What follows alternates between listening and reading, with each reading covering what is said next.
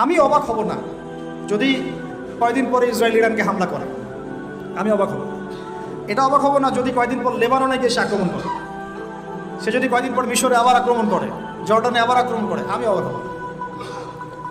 কারণ এগুলো আমরা বুঝি, যারাই তাদের এগেনস্টে দাঁড়িয়েছে কথা দিয়ে কলম দিয়ে বিভিন্নভাবে, এরা তাদেরকে গুপ্ত হত্যা করেছে। যে ব্রিটেনের শোনেন, যে ব্রিটেনের হাত ধরে সে এই ক্ষমতা পেয়েছে 1918 দিকে, ওই ব্রিটেন 1933 সালের দিকে ওর বিরুদ্ধে চলে যাচ্ছিল, ফিলিস্তিনিদের পক্ষে চলে আসছিল, তখন ওই ব্রিটেনের অনেকগুলো নেতাকে মেরে ফেলছে। এরা এই জাতি, এরা কোন জাতি আপনাকে একটা আমি এক্সাম্পল দিয়ে বোঝাই। এরা হচ্ছে নবীদেরকে হত্যা করা জাতি। কোরআনে যদি এটা না থাকতো তাহলে আপনি বলতেন যে আমি মিথ্যা বলছি। এটা আমি বলি নাই, আল্লাহ পাক বলেছেন পবিত্র কোরআনে, তোমরা নবীদেরকে হত্যা করেছো। সুবহানাল্লাহ। আর এরা আমাদের নবী মুহাম্মদ সাল্লাল্লাহু আলাইহি ওয়াসাল্লামকেও 2 বার হত্যা করার চেষ্টা করেছে। একবার বনু নাজির যুদ্ধের আগে, আর একবার খায়বার যুদ্ধের সময়। আপনারা মনে করেন যে আরবের উপর নিয়ন্ত্রণ নাই, সব স্বাধীন? আরবের উপরে অদৃশ্য শিকল পড়ানো আছে, কিছুই করতে পারবে না আরব নেতারা। আপনারা বারবার বলছেন হামাস, আরব আইনাল আরব, বোমা পড়ছে আর বাচ্চারা বলছে আইনাল আরব, বলছে না, চিল্লাচ্ছে, বলছে আইনাল আরব। ওদের এই চিৎকার এদের কানে পৌঁছায় না, ওদের কান ইহুদি আর খ্রিস্টানদের টাকা দিয়ে বন্ধ করে দেওয়া আছে।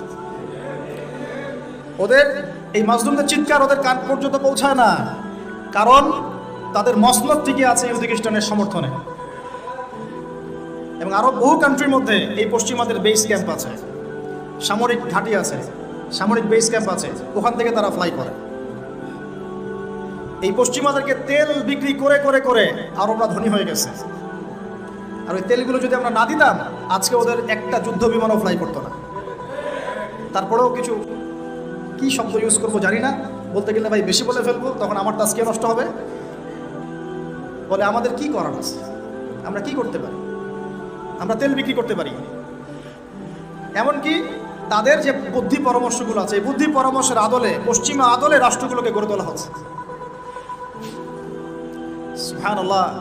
পয়েন্টগুলো মিলিয়ে নেন, সব ইহুদিরা চলে আসছে জেরুজালেমে, সেখানে রাষ্ট্র গঠন করেছে, সেখান থেকে তার আরবের আশপাশে প্রতিবেশীদের উপর নিয়ন্ত্রণ নিয়েছে।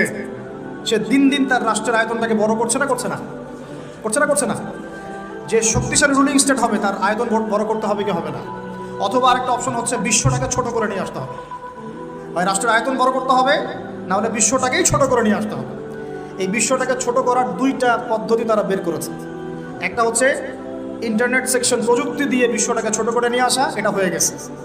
বিশ্বে এখন ছোট শর্ট জায়গায়, এইখান থেকে ওইখানে আপনি যোগাযোগ দ্রুত করতে পারবেন, বিশ্ব ছোট, আপনাকে পায়ে হেঁটে যেতে হবে না। আরেকটা অপশন হচ্ছে পুরো বিশ্বের যুদ্ধ বাঁধিয়ে দিয়ে পুরো বিশ্বের আয়তন ছোট করে ফেলা। আর আমি কনফিডেন্ট আমার বক্তব্যে, এটা আমার ধারণা, আমার ইস্তেহাদও বলতে পারেন, যদিও আমি মুস্তাহিদ নই। আমার ইন্টারপ্রিটেশন, এই শব্দটা ভালো হবে, ইস্তেহাদ না বলে বলছি আমার ইন্টারপ্রিটেশন, যে অচিরেই তারা পুরো বিশ্বে একটা বড় যুদ্ধ বাঁধিয়েই ছাড়বে। দেখেন ইনশাআল্লাহ, অচিরেই তারা পুরো বিশ্বে একটা বড় যুদ্ধ না বাঁধানো পর্যন্ত থামবে না।